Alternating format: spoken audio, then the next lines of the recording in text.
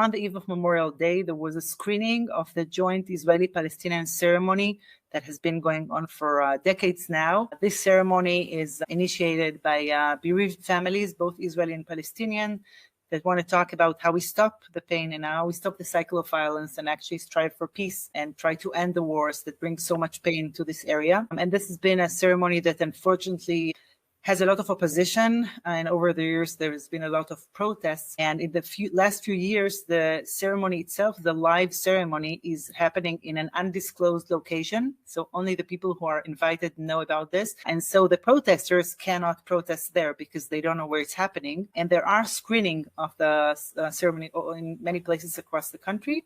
One of the places that it was screened was in the Reform congregation in Raanana.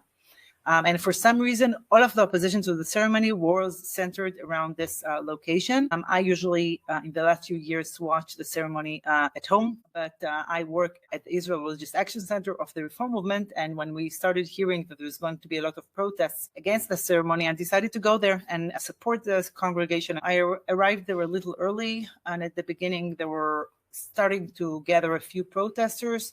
At first, they did not let us enter the building, and then the police said, okay, you can enter the building, the people who came for the screening, and the others are going to stay outside, the protesters. There was not enough police force there, and quite quickly we saw a huge mob, violent mob, chanting racist slurs against Arabs, against us, trying to disrupt the screening of the ceremony. So we were inside the synagogue, but we had people screaming outside, banging on the doors, trying to enter from the side entrance. At one point, they did somehow enter the synagogue and police pushed them outside.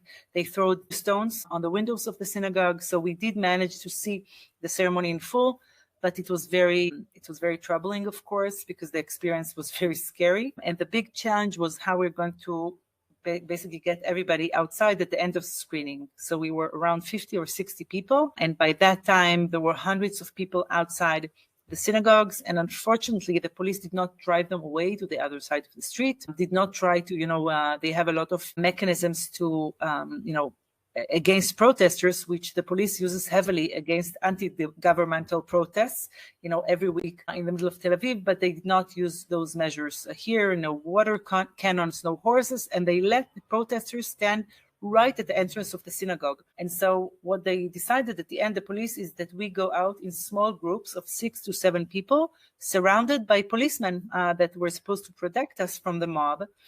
And people started going out. I stayed at the very last group with the rabbi of the congregation, Rabbi Chen Ben Otzfoni, and 2 other people. We went outside, surrounded by policemen. By that time, border control soldiers. It really felt like a war. They had, full gear. They had helmets, and they surrounded us, trying to help us go into our cars.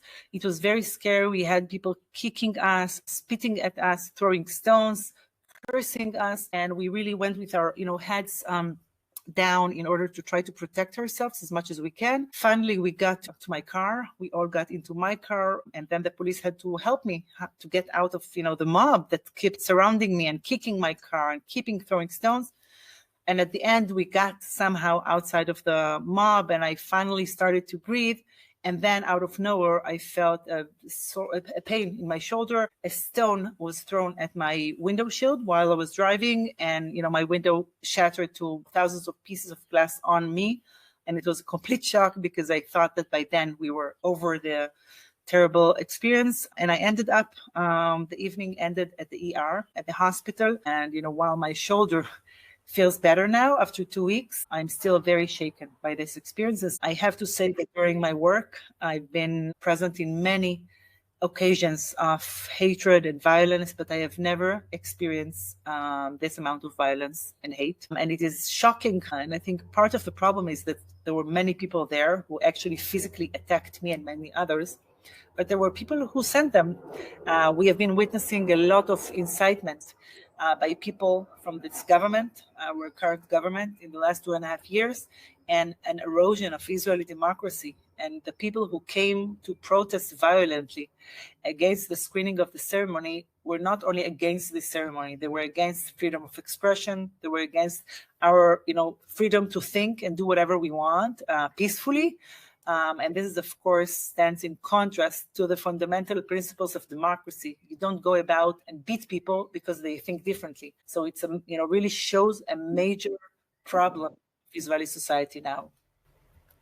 We have anti-Semitism all over the world, and we have synagogues being guarded from anti-Semitic threats and attacks. But to think that we have to guard our synagogue because of Jews trying to attack us, this is something that is unbelievable and should have been condemned very clearly by all, members of the opposition. Unfortunately, this was not the case. Tell us a little bit about the Israel Religious Action Center, IRAC. I'm sorry, there is a siren. I have to go down. There is a siren. So